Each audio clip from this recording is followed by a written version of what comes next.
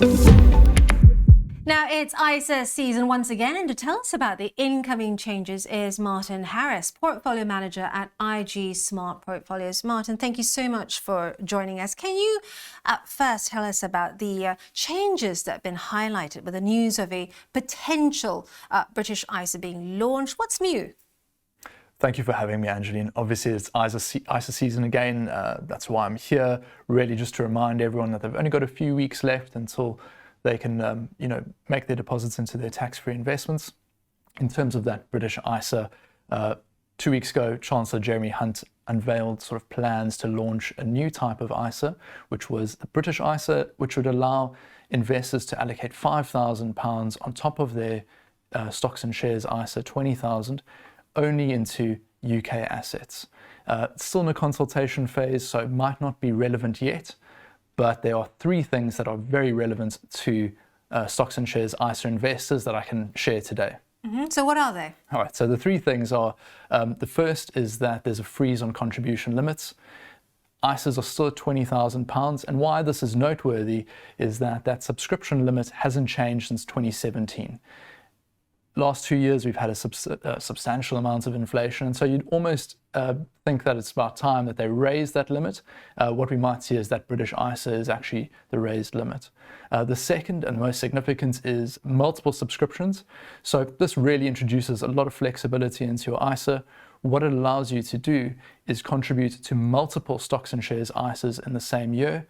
At present, once you pick one stocks and shares ISA and you contribute to it, you're stuck with that one for the year.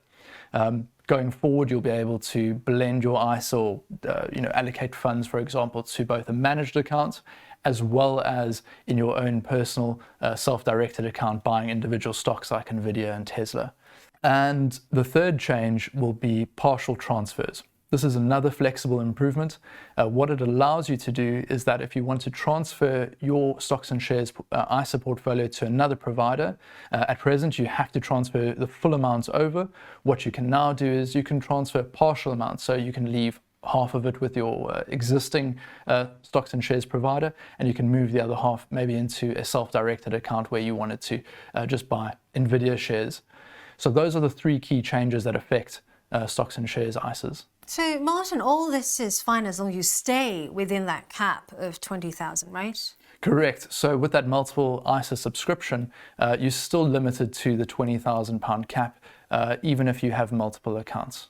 And what else can you tell us about the British ISA? Are we now at a point where we're going to get the uptake that the government is hoping for, and what is the potential impact on assets? Right. So the choice of why they're launching a British ISA is really to try and improve the capital markets in the UK, give it a bit of a boost for UK stocks and shares. The potential problem with that is that capital is going to flow where the returns are, and really what we're seeing is a lot more flows going into US markets. So it might not necessarily have the benefit of deepening capital markets, but certainly that's what the theory is. £5,000 might not get us there.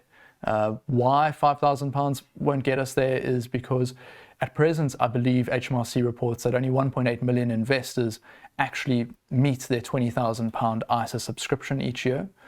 So it's only about 15% of stocks and shares ISA holders actually get to the £20,000 limit. So if we get those 1.8 million people who we imagine have saved enough now to contribute an additional £5,000, it's only about £9 billion per year. I say only because last year we had an outflow of £14 billion from retail investors out of UK stocks and shares into other markets.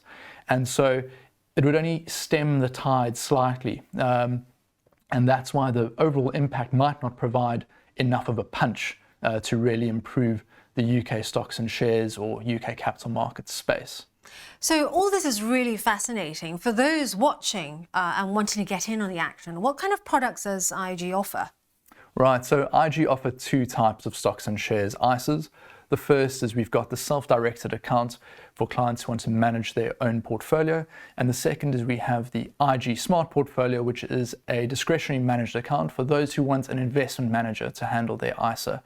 the IG Smart Portfolio. It's designed by BlackRock and it's managed by us. For those who are interested in it, we've designed a 2-minute risk questionnaire that allows you to go in and see what IG believe might be a suitable portfolio for you. So you go in there, take the quiz, 2 minutes, you can find it on the IG Smart Portfolio page, and really what it will do is it will just direct you to a potential portfolio that suits your risk profile. What I do need to mention is that at IG, all of our stocks and shares ISAs are flexible. It's really important. What it allows you to do is that you can withdraw from your ISA and redeposit those funds back in the same tax year without it affecting your subscription allowance, and really nice feature to have with your ISA. Thanks very much, Martin. Martin Harris, Portfolio Manager at IG Smart Portfolios, telling us about the incoming ISA changes.